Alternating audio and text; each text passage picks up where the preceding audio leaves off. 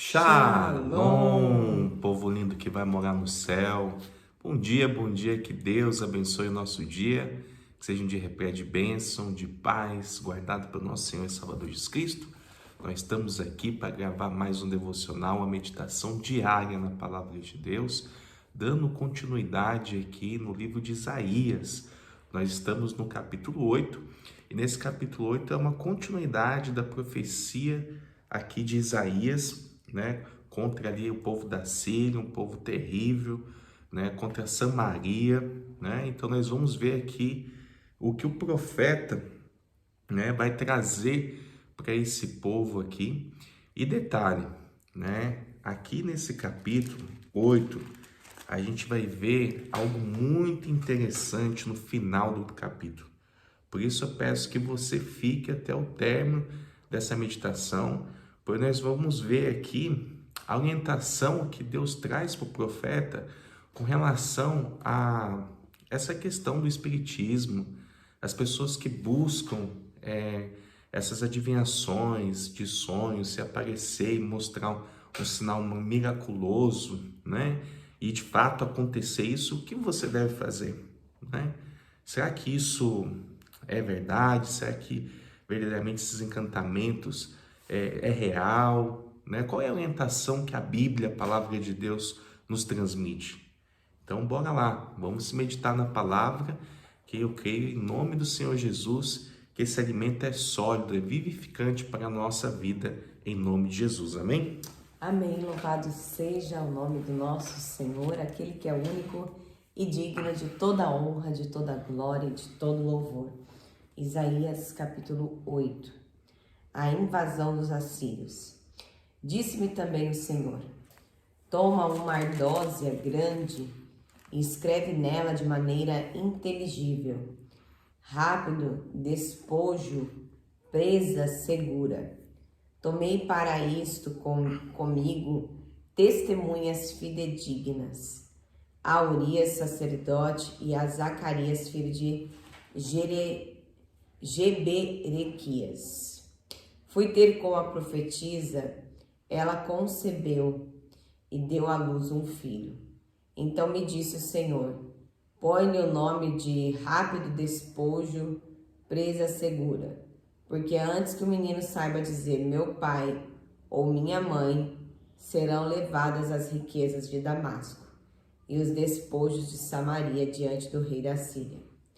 Falou-me ainda o Senhor dizendo: em vista de este povo ter desprezado as águas de Siloé, que correm brandamente, e se estar derretendo de medo diante de Rezim e do filho de Remalias, eis que o Senhor fará vir sobre eles as águas do Eufrates, fortes e impetuosas, isto é, o rei da Síria, com toda a sua glória, águas que encherão o leito dos rios e transbordarão por todas as suas ribanceiras.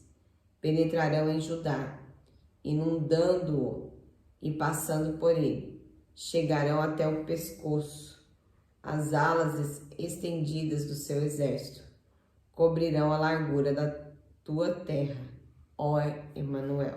Então a gente já vê aqui nesse início do contexto aqui do capítulo 8, né, Deus mandando aqui dizer aqui numa placa de bom tamanho, escrevendo nela com estilete comum, né, os caracteres nítidos: Maré, Xalá, Achá, Bazar. Rápida, pilhagem, despojo, ligeiro. A gente vê aqui que esse comunicado aqui é no sentido que os inimigos de Acaz, né, seguiam despojados. E também expressa aqui, nesse contexto, que a gente pode entender como um aviso quanto ao sofrimento que Judá iria de passar, né? Vê que chegar a Judá inundando até o pescoço e a extensão de suas margens, e chegará a alargar a tua terra. Ou seja, o povo, a gente sabe que o povo Israel era terrível, né? Eles deixaram a idolatria entrar, né, ali no reinado do norte, né? Se corromperam, criaram ali as capitais para adorar outros deuses, e eles foram entregues na mão dos assírios, né? Um povo terrível, né? E também não aconteceu diferente com Judá. A gente vai ver isso ao longo do contexto da palavra. Interessante aqui que ele fala aqui a respeito de uma profetisa, né? Mas esse aqui é o único caso registrado nas Escrituras, né, de uma profetisa. Por que ela se chamou profetisa? Porque ela se acabou casando com um profeta. Então ela acabou aderindo o nome de profetisa, mas não é que ela era uma profeta literalmente, entendeu? Daí diz o seguinte: o Senhor é a nossa esperança. Enfurecei-vos, ó povos, e sereis despedaçados. Dai ouvidos todos os que sois de países longínquos. Cingi-vos e serei despedaçados. Cingi-vos e serei despedaçados. Forjai projetos e eles serão frustrados. Dai ordens e elas não serão cumpridas, porque Deus é conosco. Porque assim o Senhor me disse, tendo forte a mão sobre mim, e me advertiu que não andasse pelo caminho deste povo, dizendo: não chameis conjuração a tudo quanto este povo chama conjuração. Não temais o que ele teme, nem tomeis isso por temível. Ao Senhor dos Exércitos, a ele santificai. Seja ele o vosso temor, seja ele o vosso espanto. Ele vos será santuário, mas será pedra de tropeço e rocha de ofensa, as duas casas de Israel. Laço e armadilha aos moradores de Jerusalém. Muitos dentre eles tropeçarão e cairão, serão quebrantados, enlaçados e presos. Resguarda o testemunho, sela a lei no coração dos meus discípulos. Esperarei no Senhor, que esconde o seu rosto da casa de Jacó, e a ele aguardarei. Eis-me aqui, e os filhos que o Senhor me deu, para sinais e para maravilhas, que Israel da parte do Senhor dos Exércitos, que habita no monte Sião. Quando vos disserem, consultai os necromantes e os adivinhos, que chiureiam e murmuram, acaso não consultará o povo ao seu Deus? O favor dos vivos se consultarão os mortos? A lei e o testemunho, se eles não falarem desta maneira, jamais verão a alva. Passarão pela terra duramente, oprimidos e famintos, e será que quando tiverem fome, enfurecendo-se, amaldiçoarão ao seu rei e ao seu Deus, olhando para cima. Olharão para a terra, e eis aí angústia, escuridão e sombras de ansiedade. Serão lançados para densas trevas. É interessante, curioso aqui a missão do profeta Isaías, né? Onde ele foi orientado pelo Senhor a não andar, né, no caminho aqui desse povo mau, né? E ele ordenou: não chamais revolução ou tratado tudo o que esse povo chama de revolução ou tratado. Não participarei dos seus receios e temores, nem perdereis a esperança, né? Ravel, o Senhor Todo-Poderoso, é quem devereis santificar e adorar. Ele é quem deve ser amado com reverência por todos vós, e a ele temerei com temor, né? A gente vê aqui, né, é até uma chamada para a gente nos dias atuais. Muitas das vezes nós participamos aí de uma forma direta ou indireta de revoluções, de adoração, né, e veneração a um ídolo, né? Seja ele um time de futebol, seja ele em qualquer âmbito que for, no esporte ou na política, em qualquer outra área. E às vezes a gente cria contendas, situações por conta disso, né? Isso acaba não levando a nada e gera uma decepção, um constrangimento. E o que Deus pede para a gente é que a gente tenha os nossos olhos voltados ao Senhor, somente a Ele né, é toda veneração, toda adoração, e todo temor, todo respeito ao Senhor, né? Então, aqui fica a dica para a gente nesse contexto, para que a gente também aplique nos dias de hoje. E uma coisa tão interessante, conforme eu mencionei aqui no início aqui desse vídeo, dessa meditação da palavra, na minha Bíblia aqui a versão é um pouco mais ilustrativa, uma linguagem mais de fácil entendimento, no verso 19.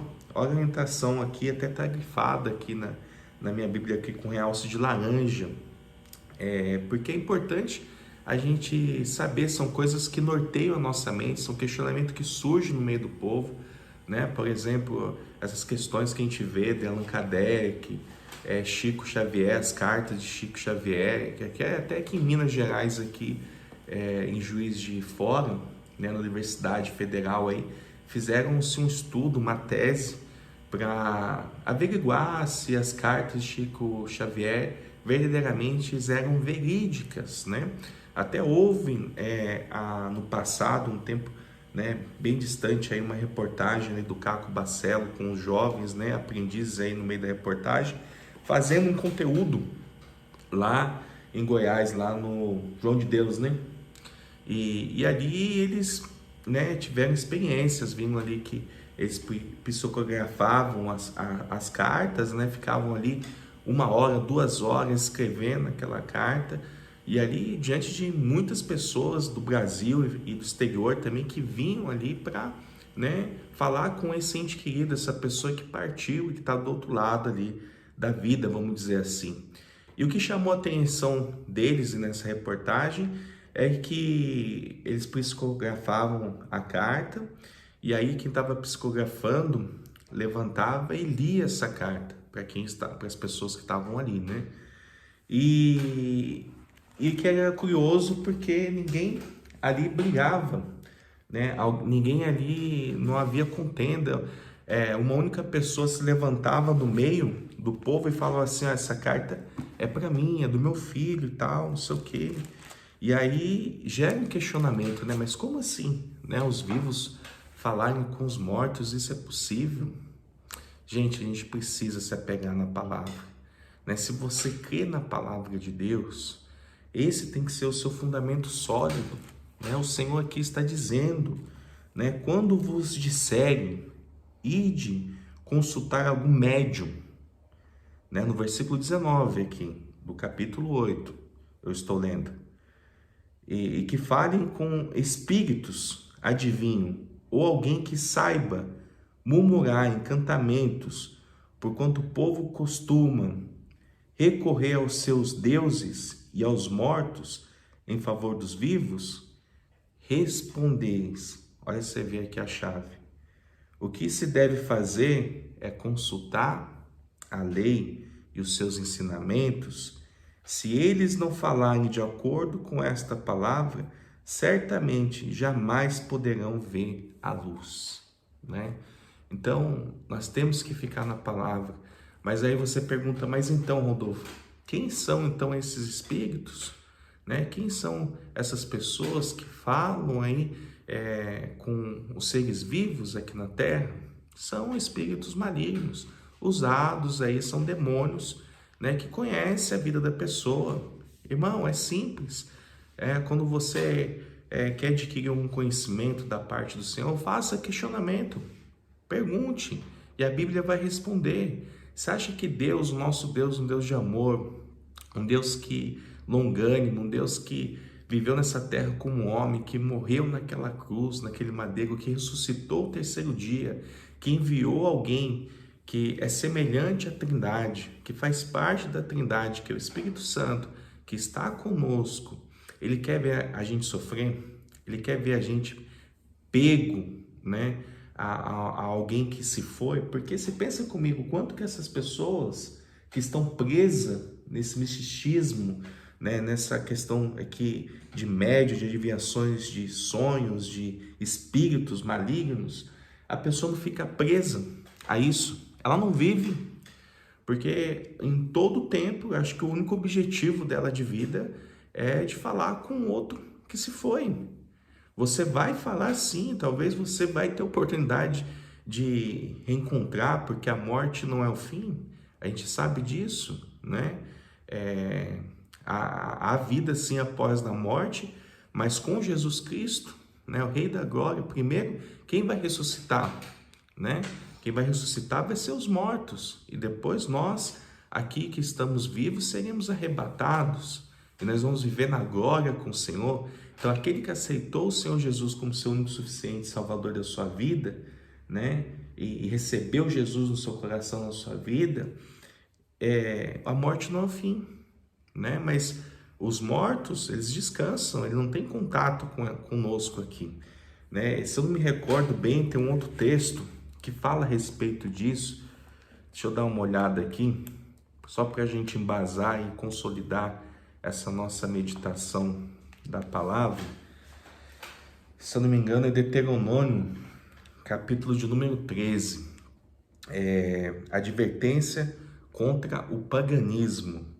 Quando surgir em teu meio um profeta ou um intérprete de sonhos e te apresentar um sinal ou um prodígio, e se essa obra maravilhosa que ele anunciou se realizar e ele te exortar, vinde e sigamos outros deuses, que não é o Deus que tu conheceste, e passamos a servi-los, não deis ouvidos à palavra deste pregador ou sonhador, porquanto Javé, vosso Deus, que vos está pondo à prova, está pondo você à prova, para aflorar diante de todos o quanto de fato amais ao Senhor de todo o seu coração e de toda a tua alma.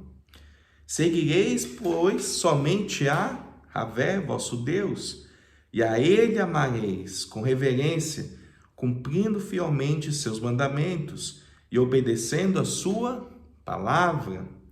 A ele tão somente servis e vos apegueis, quanto aquele profeta ou vidente deverá ser morto, pois pregou rebeldia contra o Senhor vosso Deus, que vos libertou e vos fez sair da terra do Egito, e vos resgatou da casa da escravidão.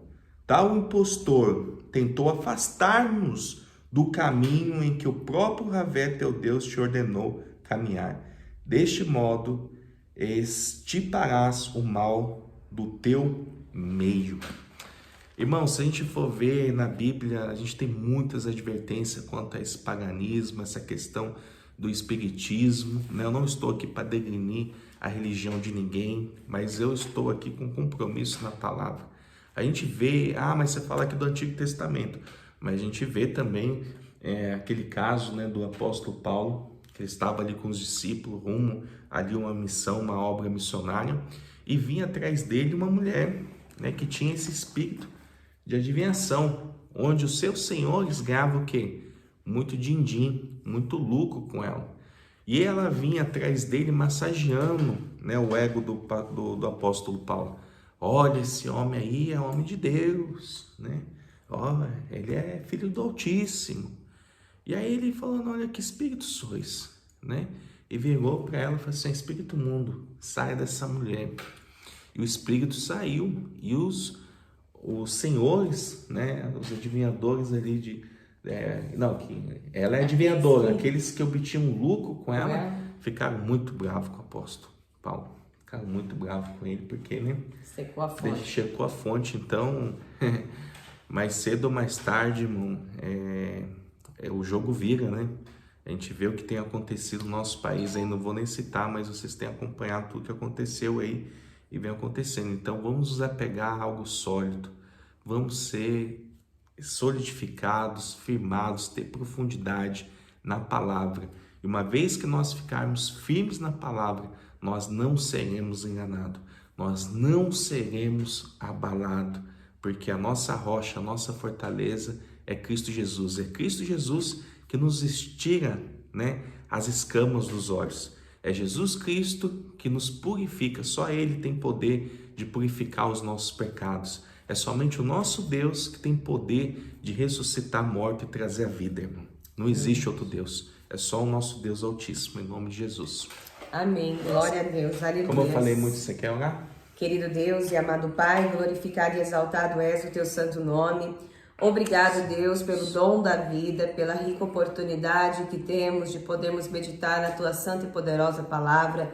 A tua palavra, Deus, que vem para nos trazer clareza, para nos trazer discernimento, para nos abrir os olhos, para nos direcionar. Senhor, que em nome de Jesus, o nosso guia, o nosso mestre, seja somente a ti, Senhor. Que nós não venhamos ficar rendidos, Deus, ali a falsas esperanças, a falsas verdades que o mundo impõe, mas que a nossa verdade seja somente Jesus. Ó Pai, nós queremos andar nos teus caminhos, nós queremos te servir, nós queremos, ó Deus, ter esse alicerce sólido que é Jesus. Senhor, vem em nosso socorro, vem em nosso auxílio hoje e sempre. Pai, nós colocamos diante de ti as nossas vidas, tudo que temos, tudo que somos, queremos derramar diante do teu altar. Sê conosco, ó Deus, nos vivifica, nos fortalece, vai à frente, Deus, de tudo que nós iremos fazer. Pai, abençoa o dia desta pessoa, saúde, abençoa essa causa, esta questão, Deus, que tem sido colocada constantemente diante de ti. Vem com a cura, vem com o milagre, vem com a provisão, vem com a restauração. Senhor, se tem alguém que pode mudar o decreto da minha vida, da vida desse irmão, dessa irmã, é o Senhor. O Senhor tem poder para fazer infinitamente mais. E nós cremos, Deus, nesse avivamento que vem da parte do Senhor. Nós cremos, Deus, nessa salvação que vem da tua parte, ó Pai. Assim, ó Deus, nós te louvamos e te bendizemos e te agradecemos por esta rica oportunidade. Amém e graças a Deus. Aleluia. Amém, glória a Deus. Você gostou dessa mensagem? Essa mensagem edificou a sua vida? Nos ajude a cumprir o ID, né? Envie essa mensagem, compartilhe com o maior número de pessoas. Não é para nossa honra, para nossa glória, não. É para que o evangelho do Senhor seja propagado, para que o nome do Senhor cresça, que ele apareça e que a gente diminua. A gente está aqui como o profeta, né, Isaías, aqui, como ele disse nos capítulos anteriores, capítulo de número 6, né, para você que ainda está aí, que está acompanhando, ele fala aqui, o Senhor dizendo, né, no verso 8, capítulo 6, verso 8, em seguida ouvi a voz do Eterno que clamava, quem hei de enviar? Quem irá por nós? Ao que prontamente respondi, eis-me aqui, envia-me a mim. Que possa estar aí do outro lado aí também, pessoas que possam dizer, eis-me aqui, envia-me a mim, Senhor. Né? Só o fato de você compartilhar essa mensagem, você já vai estar ajudando a obra de Jesus. Né? Se inscreva no canal, né? Ativa aí o sininho para você receber as notificações, né? Deixa o seu like, o seu joinha, porque isso é muito importante para que esse assunto se torne relevante para o YouTube e que o YouTube, os algoritmos, a gente vai orar, né? Para que os algoritmos aí multipliquem essa mensagem para que chegue no maior número de pessoas possível e vidas que venham ser salvas para a honra e glória do nosso Senhor. Amém? Lâmpada para os meus pés é a palavra do Senhor e luz que clareia o nosso caminho. Que Deus abençoe seu dia. Shalom.